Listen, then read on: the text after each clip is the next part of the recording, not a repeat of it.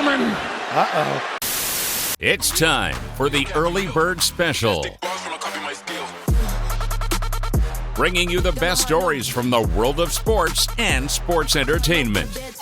Now, here are your hosts, Sparky and Burdick. Let's get into the Monday night games because there was one good game, I would say. The Tampa Bay Lions game, I think everybody was expecting a much better game, especially with the injuries on both sides of this. And to be honest with you, Detroit just continues to show people that injuries mean nothing to them. Absolutely nothing. And this is a team that had literally their entire starting secondary out, including the nickel corner. So they're used to it. I agree, but at the same time, have you ever heard of an NFL team have an entire section of their team gone and still show up like this? No. Not that shows up, but I've seen it from Detroit in the past. Right. I mean, they had 36 players on the IR last year? Oh, yeah. And they were still putting people to sleep. And at this point, I just think it's a testament to Dan Campbell. Exactly. I think it's a testament to Campbell and how he's able to motivate these guys and just pretty much keep everybody on the same level in terms of ability to play. When we all talk about next man up, everybody just kind of says that, assuming the next man up is going to be just as good as the man who left. I think Dan Campbell goes out of his way to make sure these guys are just as good, if not at least able to step into the role to take over if need be. I think those are the types of players he signs. Yeah. He wants these players that have that same dog mentality. Right. And that's that's the whole drive to it, right? It's just the motivating factor to know when it's your time, and we need you to step up. Now, on the opposite end of this, obviously Tampa Bay on offense also dinged up a lot. Ibuka dealing with an injury, although he played. You lost Mike Evans early in this game to a broken clavicle. Collarbone. Something. And a concussion. Yeah. I mean, that one looked rough. I know Coach came out and said it's going to be most of the season he's out. Yeah. He wouldn't say the remainder of the season, but he said the majority of it. Which sucks for me because Mike Evans is the pinnacle of consistency in fantasy football, and I'm now going to have to drop him and find somebody that's going to fill the void, which is not easy to do. And, of course, I mean, Tampa's always been dealing with wide receivers that drop most of the time. I mean, Godwin was out last night, which...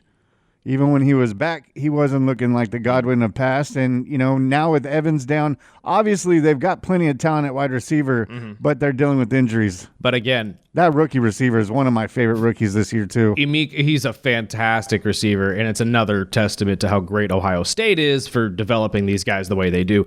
But again, this team in Tampa Bay played as hard as they could. It's just they're depleted. You could tell they had some of the offensive line come back, including their best offensive lineman at Wirfs. That didn't help much. And Baker can only do so much by himself. He's not Josh Allen, but he's still good enough to be an MVP. It's just you need more. I don't mean to make it sound like Tampa is lacking because they're still a great football team. But when you go against teams like Detroit, or, later on in the year when you're going to have to most likely face guys like Philadelphia or something, or, these bigger name teams in the playoffs, you need as many of your stars on the field as possible. Right now, Tampa doesn't have that. So they are depleted and most likely will look rocky until all these guys can get back and healthy. So I wouldn't necessarily take this as a game of, damn the Tampa Bay Buccaneers. I think they're going to be fine. But it is definitely starting to show that these injuries and the injury bug may be what stunts this team out. And I've been saying it since the beginning of the year, and maybe it's my little biases with being a Falcons fan, but I see a handful of holes in Tampa Bay's game that I think can be exploited by teams. I think Detroit was just the first one to really look at it and say, oh, hey, look, that hole is glaring right now. Let's just utilize that and abuse it. That's exactly what happened in last night's game. 24-9 was the final. Jared Goff looked like Jared Goff. And I think everybody needs to stop disrespecting Jared at this point. There's a lot of disrespect for Jared. And just saying he's a system quarterback, he's not that good. This guy's been that good. He's been able to sling the rock for the Rams and for the Lions. Let's give him his respect. And Jahmyr Gibbs having a career day, 200 yards on the ground. I mean, it's hard to beat a team that's doing that, right? It's hilarious because, all the media is like, oh, they're going to feed Montgomery. That was their problem. It's Montgomery. They need to get Montgomery the ball. I was like, dude. No. they're both talented, and you've got a plan for either one of them. And what's funny is that both of them understand, or at least have that understanding, that if one of them's going off, the other one's not going to get the rock, and they're cool with that. Sonic and Knuckles. Exactly. In fact, they try to one-up each other, which I find amazing. And that is the competitive, it's the competitive nature you want. Especially when you hear that this, Montgomery breaks away for a 50-yard touchdown, looks at Gibbs and says, see, I can do what you do even better than you. Like, that's the type of camaraderie you want on the team. It's a competitive. The only issue is you're going to run into the same issue Atlanta is right now with Tyler Algier and Bijan. Eventually, you're going to have to pay. And I don't know if you're going to be able to pay both. So live it up while you can, Detroit. But eventually, it is going to end, because it's really hard to pay everybody in the league. I did catch, while you brought up Bijan, I watched a cool little segment that they did ahead of the Falcons-Niner game Sunday night, where Bijan put all the praise into working out and with Christian McCaffrey. Yeah. I was like, okay. I'm waiting for running back you. Yes. I'm waiting for this. Because that would be awesome to see. And the portion of the conversation that Sparky's talking about that I'm referring to is they were asking Christian and Bijan why they worked out together, and both of them said, well, Kittle and Kelsey got their tight end you. Now we're seeing edge rushers do the same thing. Why not have a running back you? And to be honest with you, I think a lot of you teams out there with running back needs would really benefit from a running back you right now. Getting these guys working together, figuring out how to, play as the other one does. And I don't care if you're a pro or a 12-year-old kid. If there is a camp with Bijan, Saquon, and Christian McCaffrey in it, and you're a running back, you better be there. You better be there just to soak up as much info as humanly possible. Well, that's what Bijan had said. He said, working out with him was awesome, but I wasn't worried about the running side. I wanted to learn more about the reception side, and he said that just the couple weeks that they worked out together, he said he feels like he's grown as just a running back, all-around running back. Make yourself a dual threat, man. I'm telling you. And one thing that Atlanta's starting to do that I really enjoy, if you notice while they're playing, they'll drop the tight end back as a fullback instead, Charlie Warner as a blocker, the sixth blocker, and they'll move Bijan out to slot. And that's beautiful to me because nobody really does that in the NFL. Sometimes you see the 49ers do it with Christian when they need to, but if Atlanta can utilize that and have Bijan be a running back and a wide receiver at the same time, Atlanta you can throw them both in at the same time. I'm just saying. You get Algier in there at the same time. That's you don't scary. know who's going to be running the ball. I'm telling you, Atlanta's got something here if they could figure it out. And they're going to find it out this weekend because they got to practice a scrimmage against my Dolphins. I'm sorry, which buddy. The worst running back defense or rushing defense. Bijan and Tyler might both run for over 100 yards, but that's all I'm going to say about I wouldn't doubt it. Let's talk about this other Monday night game, though, before we move on to the other games that we didn't get to yesterday. The Seahawks pulling off a 27-19 win over the Houston Texans. And at this point, the Houston Texans falling to 2-4 under DeMeco Ryans and C.J. Stroud. This is probably the lowest we've ever seen them since C.J. has been on the team. And I don't know what the issue is. This is probably the one year where I've sat there and said, wow, I really don't get what the problem is with this team. They can't run the ball. The offensive line ain't there. The defensive line is doing everything it can to keep them into games. Will Anderson is a stud. And that safety turn touchdown really kept them in the game last night, if you ask me. But at the end of the day, I keep looking at this offense. The wide receivers aren't there. We were talking about Nico Collins before the year and how big of a year he needed to have, especially for fantasy owners, because of just the trajectory he was headed the last year and a half, 2 years. They haven't found anybody outside of probably Dalton Schultz to throw the ball to.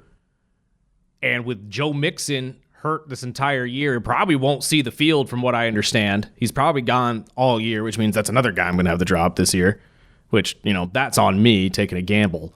I did the same. And I think it is the offense. I don't know if they need to switch it up and get a different play caller in there, or maybe it just was stunted in the beginning with the running backs. I mean, the offensive line is, I don't even know what the right word would be. It's struggling. Skeptical. It's struggling, and we really, to tell you truth, I haven't been impressed with what I've seen him from Stroud CJ, either. I haven't either, and that's my thing. It's kind of like the Trevor Lawrence thing to me. When you come in with so much hype, especially when CJ came in after that rookie season he had, and the sophomore season was essentially the same thing. It wasn't really an increase. We didn't see any development per se. We just kind of saw the same CJ. This year we're seeing it again, and much like Trevor Lawrence and what I've been saying about Trevor, it's kind of like you're stuck in limbo. You're not exactly developing as a quarterback. I don't see week-to-week improvements that I would see with a Josh Allen or a Lamar Jackson or a Patrick Mahomes. It's like you're talented. We can all see you're talented, and you could be one of the better quarterbacks in the league. But now, because you're not developing in that way, your game is very much stunted. It's stalemated, and every defense now has 2 years worth of tape on you that they can use against you. And maybe that's the case. Maybe it goes just as simply as that. I think it's more the offensive line. I've said this when it comes to the Raiders. Geno is not that bad when you put a good offensive line in front of him. Right now, the Raiders do not have a good offensive line at all. That's why I presented the question last week to Mr. Horowitz, which he swiftly shot down and said, no, it's mostly Geno. I disagree just because I've seen many teams go from an awful offensive line with a quarterback running for his life and playing, well, like a subpar quarterback, go to a great quarterback with a good offensive line the next year when they make the adjustments. Bears. So maybe it's as simple as just the Houston Texans don't have the offensive line to make this work. Or maybe it's that CJ Stroud hasn't really developed enough. I'm just shocked that the run game hasn't been able to get going, and that's why personally I'm going to blame it more on the offensive line, because even with guys like Nick Chubb, you still can't get it done. Nick Chubb may have had a lot of injuries with his time with the Cleveland Browns, but it's still Nick Chubb. And the fact that he can't get a hole anywhere, really, that's a big question mark to me. And Woody Marks last night, who has been a solid pickup for them for a while, 10 carries for 15 yards. That's not winning football. Now, on the opposite side of the coin, Seattle's on fire. Seattle looks tough, man. They were supposed to have their full secondary back in this game. Didn't end up happening. Witherspoon didn't play. Neither did Love, which is unfortunate, but that didn't matter at all. And when they get those two back, this defense might be a lot better than I anticipated. I can't say for Sparky. Sparky's been singing these guys' praises all year long. But Sam Darnold, 17 for 31, 200 yards and a touchdown. Yes, he threw a pick, but it is what it is. I think you take that. And he is, again, showing everybody Minnesota should never have let that boy go. Should never have let that boy go. I don't think a lot of people were expecting that coming into this year at all. And I was thinking, it's just Sam Darnold in this offensive scheme in Minnesota, and Seattle is a defensive-minded type guys, and I think Seattle's tough, man. Mm-hmm. And I wouldn't count them out, especially when they're at full health. But those running backs and Nigba, I mean, everyone is on fire right now in Seattle. Smith and Jigba is a stud. 8 catches, 123 yards, and a touchdown. Now, mind you, he's pretty much the only one Sam is throwing the ball to at this point. But it's the only one he needs to. No. And for the first time I've seen in a while, their run game looks solid. I mean, yes. 2 running backs that are splitting Charbonnet. carries, and neither of them can get over 100 yards, but they're still pulling it off and at least keeping the offense at a decent pace. So I think Seattle's figured it out to a point to at least keep themselves competitive. Problem is that you're in the NFC West, and you're going to have to deal with the 49ers and the Rams, who are both, in my personal opinion, a little bit better than you. I think I read this morning that the Titans released Tyler Lockett due to his. Do you think he makes a return? I think he's coming back to Seattle. I wouldn't be surprised. And I think he's going to be a perfect fit. And you know what's funny? With Cooper Kupp not exactly filling the role that I think they were hoping he would. And he's the one that threw the pick. Yes, he is. They gave it to.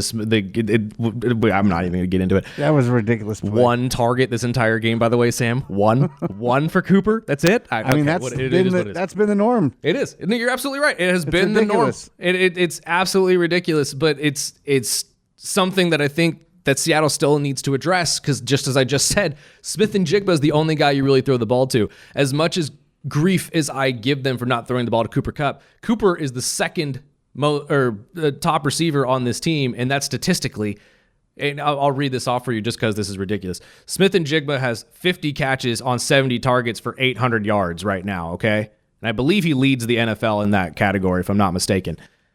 Cooper Kupp is second with 24 catches on 33 targets with just under 300 yards. So more than double. Yes, and we've been seeing A.J. Barner's graces on this show for the last couple of weeks. If you need a tight end in fantasy football, he's third with just under 200. So do we see the problem here? I mean, not that it really is a massive problem, but you cannot only have one wide receiver in the game today and expect to be successful. So I did see that yesterday with the Titans releasing Lockett, and I could not wait to ask you that question because to me, it seemed like Tyler said, I want to go back home. Yeah, this is crap. I don't like it here in Tennessee. It did not work out for me, and I think that both Seattle kind of realizes now, okay, letting go of Tyler didn't exactly work out the way we thought it would, and Tyler leaving for Tennessee didn't work out the way he thought it would. And maybe that helps Cooper Kupp. Maybe it does. Maybe it gets them another target, and Cooper can actually go out to wideout instead of playing at slot. But again, I don't know exactly what you got to do to get Cooper Kupp's yardage up or whatnot. But at this point, I don't think it really matters. Keep throwing the ball to Smith and Jigba. If you're winning games, you're 5-2 right now, and I can honestly say I did not expect this from the Seattle Seahawks at all. It is a pleasant surprise. It really, really is. Let's take a break. We'll get to the rest of the games that we didn't get to talk about yesterday. Just a recap of this week of football. I mean, what jumps out at you? It's how many upsets we had, how many comebacks we had. I mean, Denver's comeback was easily the most entertaining. I mean, for those of you who didn't get to catch it on Sunday, rather, Denver was down 19-0 in the beginning of the fourth quarter. Did a 33-point swing, won the game 33-32. And I said this yesterday. I don't know if this is more of an indictment on Brian Dable or just we all need to be praising Sean Payton and Bo Nix. Probably both. This entire game was so entertaining to watch, and there was a late mistake by Jackson Dart that kind of gave the game away, even though Jackson made up for it with the final touchdown for the Giants to put them up 32-26, and he made that play him damn self. I will say that right now. But at the end of the day, I'm just sitting there watching that game, and I'm like, wow. I know as a Falcons fan, I could never say that any comeback is worse than what the heck happened to us, but this one was probably one of the most impressive ones. 33 points in the fourth quarter, the most by any NFL team that hadn't scored at all throughout the rest of the game. I mean, I don't think people really are taking that into account. 33 points in 15 minutes of play, and that's with the other team having the ball at the same time, which means this team went down and scored at least 4 to 5 times in one quarter. That was impressive. It really, really was. And with everybody singing the praises of the Kansas City Chiefs saying they're back, they're back, they're back, let's not forget who's the king of the West right now for the AFC, and that's the Denver Broncos. Whether that continues or not, we'll find out. But I'm telling you, I'm not that impressed with what we see out of Kansas City. And all Kansas City fans, I need you to stop saying this was a revenge game for Rashee Rice. Enough of that nonsense. I would not look past the Chiefs right now. I'm not looking past them. Nobody's looking past them. They're still a threat. I think they are the main threat. I think they're the main threat. As of right now? Because, again, we were saying the same thing about the Chargers but in the first 4 weeks of the season. Resumes are much different. Fair. Absolutely fair. And can just look at it. I mean, they were down 19-0. If it wasn't for that fourth quarter comeback, I mean, the rest of the tape would prove way different. Right. And I'm not going to take anything away from Denver because I love Denver's defense, and that's the main reason that they were able to stay back into this game. Mm-hmm. But I know they're losing Dre Greenlaw for a game who got suspended late last night. I mean, I would have to – it'll just make it more entertaining later in the season 100%. If Denver can keep it up. I'm not sure if the Chargers are the real deal with the injuries, but once they're 100% at the offensive line, maybe they'll fight for a wild card.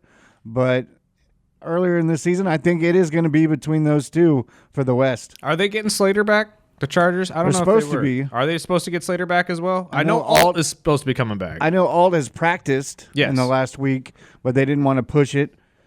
But, I mean, Denver is going to definitely be in that conversation as long as they can keep it up. But I still have to back Kansas City. Look, I know Kansas City is Kansas City. I'm not going to sit here and say Kansas City is not a threat.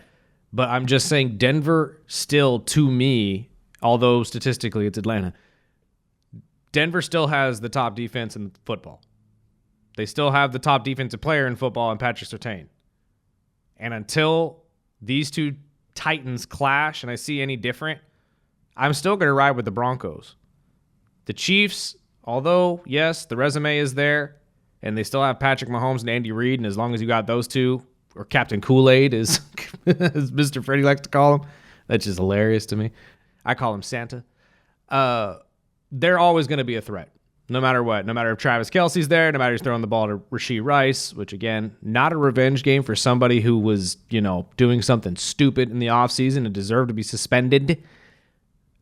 But at the end of the day, I don't think we could write off the Denver Broncos. Granted, I agree with you. The 19-0 lead didn't look great, especially them playing through the first 3 quarters of that game.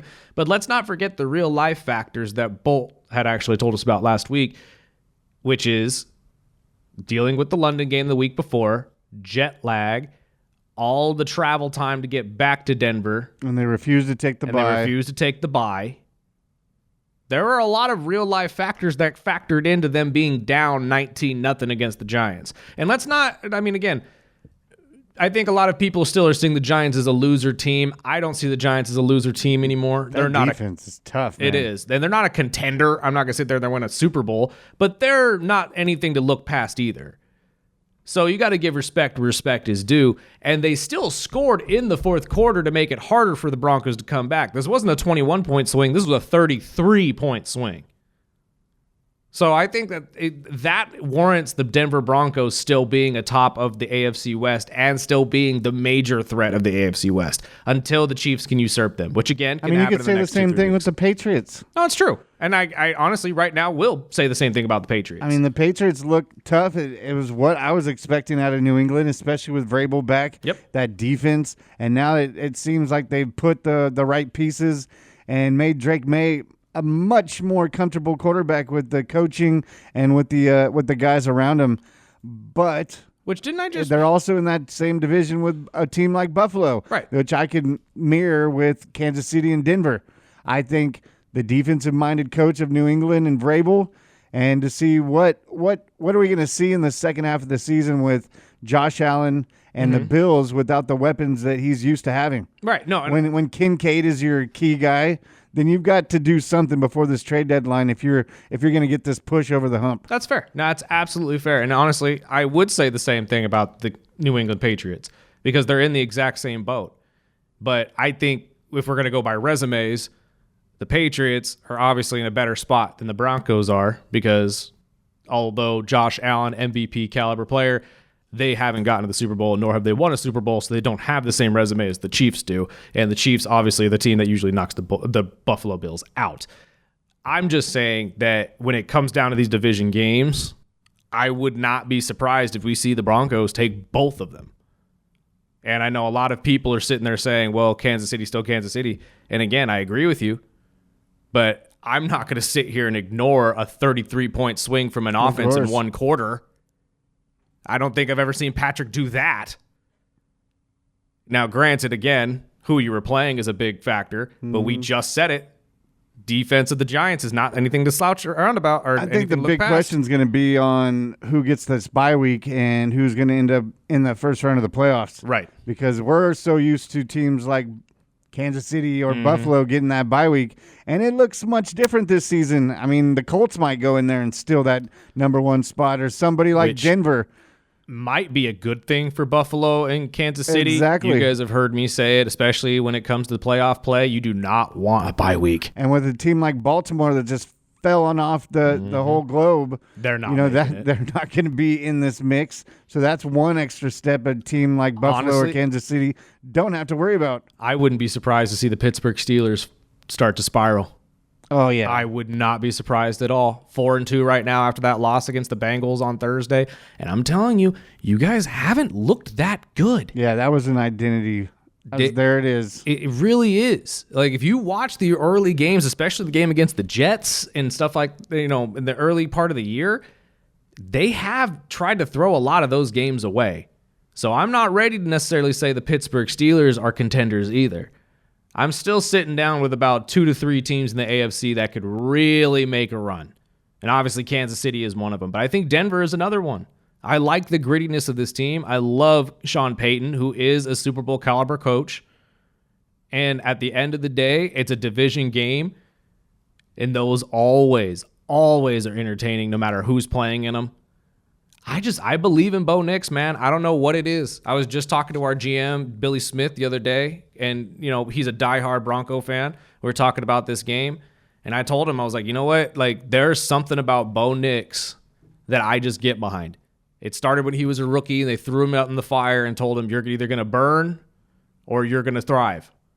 And he ended up thriving. The first couple weeks, he looked bad, but they figured it out. Sean Payton found an offense that worked for him, and they've really thrived since.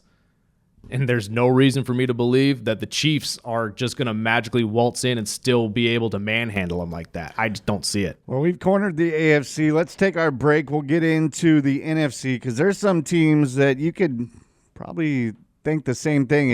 Is Philadelphia the real deal? Is Dallas all of a sudden in that mix? We've talked about that defense, but the way Dak's playing, and we could bring up teams like the Seahawks or the Vikings that might be in that mix as well. But we'll talk about that and much more. Feel free to call or text in with your comments at 661-842-2000. We are the Early Bird Special. Well, looking at the NFC, I mean, obviously the main topics.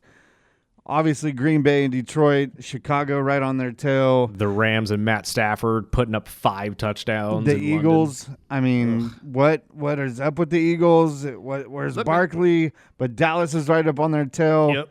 But my big question is, with Tampa losing last night and Carolina on a winning streak, can we really talk about Carolina and making it in a playoff or fighting for a division? Are you being serious right now? No. I mean, they're on a winning streak. Absolutely. How can you not talk about them? No. Carolina, no. No way in hell. I mean, if you look at their schedule. I get where you're coming from with this. They win 4 or 5 more games. But Carolina fans, let's not get over your skis. You guys have won 2 games. Good for you. This is probably the longest winning streak you guys have had in 20 years. No. It's a 3-game winning streak. 3 games. I'm sorry. You're right. Let me be fair. No. Tampa Bay is still Tampa Bay. Atlanta is way better than Carolina, no matter how much that 30 you've won 3 games. It doesn't matter. A team that is on a 3-game winning streak. You can't just say, "Oh, it's Carolina." I will put my life savings up right now. Carolina doesn't sniff the playoffs. They're already sniffing it. Again, at the end of the year, we got plenty of time. There's we'll see. No. We got 10 games left. We will see. 10 games. Bryce, no, it's not gonna happen. I promise you right now. There's no They win way. 4 more games. They're right there in 500. Look. I'm gonna look up the Panthers. Let's see. Just saying. Again, you can just say just like every other Carolina fan is believing right now. But right now they got Buffalo next, then Green Bay, then the Saints, then us, then the Niners, then they've already the Rams. beat you once. They're can beat the Saints. That's 2 out of 4. 2 out of 4. Yeah, and they're already a game ahead of you. Look, and you got the Niners, and then the Rams. That's fine. You're gonna lose both those games. Then you might beat the Saints at home. Maybe. You might beat the Saints in New Orleans. Maybe. Then you got Tampa Bay at home, then Seattle, and then Tampa Bay again. Yeah. Ain't no way they're winning most of those games. We'll see. No. Looking at the paper, I mean, I didn't think they were going to beat Atlanta either, but again, it happens. It's football. The 30-0 game was a fluke. I'm throwing that out there. It's easy to give crap to you. I know. But it's just funny to see that Carolina is even in the mix. No, 100%. Don't get me wrong. It's as shocking to me as it is to everybody else, but no.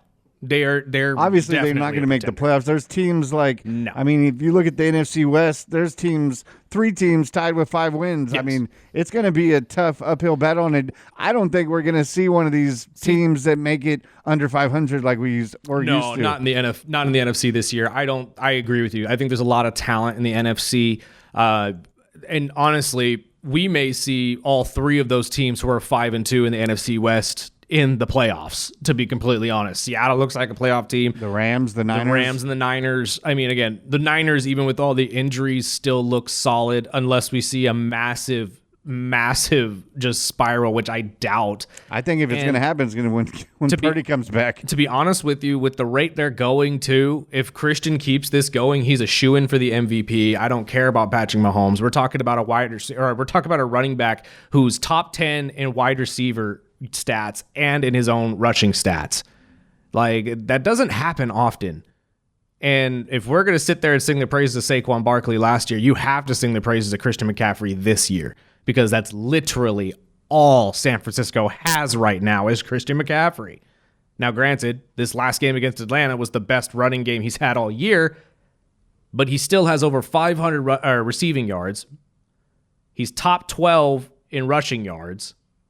He's leading this team to a 5-2 record with Mac Jones at quarterback. I love Mac, but let's be honest, it's Mac Jones still, and Mac's been looking good. Mac's been looking good. And honestly, I know he's the first love of Kyle Shanahan. And that's going to be the big question to me coming down the pike here is Kyle going to stick with Mac, or is he going back to Brock? He said when Purdy's healthy, 100%, he's our starter. But that's the easier thing to say. They are the same guy. You cannot sit there and tell me they are Matt Ryan light. That is all Brock Purdy and Mac Jones are. They are Matt Ryan light. It's all you need if you're Kyle Shanahan, somebody who is an accurate thrower to mid to short range stuff, dink and dump the entire way while relying on the running back to do the rest.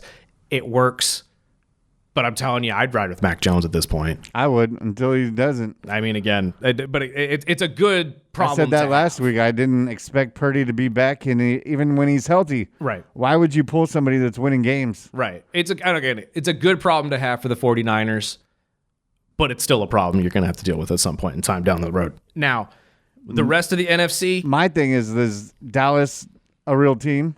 And are the Eagles going to put something together to fight them off? Eagles, yes. I think I said it yesterday. I would expect the Eagles to figure out a way to make this offense diverse again, like they did last year, and get the running game going. They're bringing back Brandon Graham out of retirement, which was wild. Just signed his deal this morning. Right after Zadarius Smith retires, Brandon Graham says, "I'm coming back for year 16." Mm-hmm. I don't know how these NFL players can do that. I really don't, and not necessarily in the sense of like, how are you allowing them to do that? I'm more saying, how are you still in shape? Like, if I'm retired, I'm not working out no more, my guy. But regardless, no, I think Philadelphia is legit. I am very skeptical when it comes to the Dallas Cowboys, though. That defense scares me, and I don't mean in a good way. Bland looks great, and so does Diggs, as they usually do. But without a front seven that can disrupt a quarterback, it's really hard for a secondary to thrive. And when you're going against teams like Philadelphia and now an up-and-coming team like the Giants, it's going to be hard to keep winning games as frequently as you do. I think they fight for a wild card spot, but the Eagles are still the number one team in the East to me. And it's hard really for me to say anybody can usurp them at all. I mean, Dallas, they keep surprising me, man. I didn't expect this defense to step up as well as they have the last 2 weeks. For Dallas to have the number 2 quarterback in terms of yardage and the number 2 running back, that's pretty impressive. That's pretty damn impressive. But it's still just the defense lacking the main pieces, especially Micah Parsons.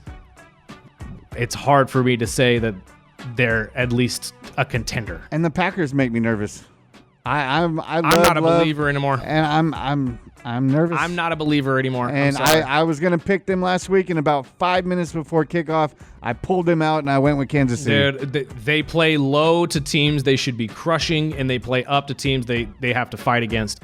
I do not really subscribe to teams like that. It's hard to.